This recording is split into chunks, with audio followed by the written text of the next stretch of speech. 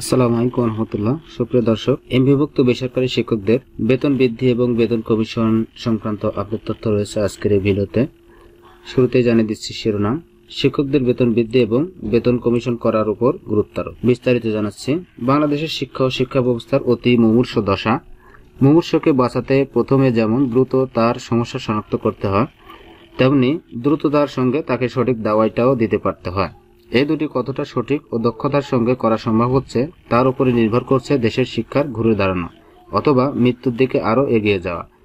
ভালো রাষ্ট্র ব্যবস্থা করতে হলে ভালো শিক্ষা ব্যবস্থা করতে হবে। মাধ্যমিক বিদ্যালয়গুলো আবাসিক করা, মাতৃভাষায় শিক্ষা দেওয়া, প্রাথমিক শিক্ষকদের বেতন বাড়ানো, শিক্ষকদের জন্য বেতন কমিশন করার উপর গুরুত্বারোপ করা হয়।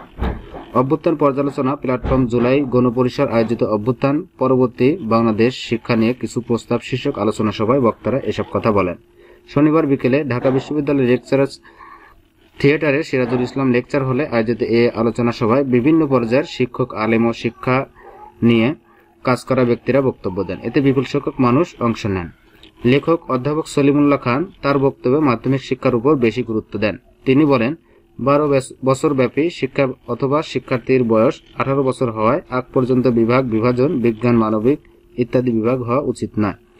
মাধ্যমিক বিদ্যালয়গুলো আবাসিক করা, মাতৃভাষায় শিক্ষা দেওয়া, প্রাথমিক শিক্ষকদের বেতন বাড়ানো, শিক্ষকদের জন্য বেতন কমিশন করার উপর গুরুত্ব আরোপ করে সলিমুল্লাহ খান বলেন, ভালো রাষ্ট্র ব্যবস্থা করতে হলে ভালো শিক্ষা ব্যবস্থা করতে হবে। এছাড়া আরো অনেকেই বক্তব্য দেন। তো সুপ্রিয় দর্শক, এটাই ছিল আজকে গুরুত্বপূর্ণ আপডেট তথ্য। পরবর্তী আপডেট তথ্য পেতে চ্যানেলটি অবশ্যই সাবস্ক্রাইব করে বেল আইকন বাটনটি অন করে রাখবেন।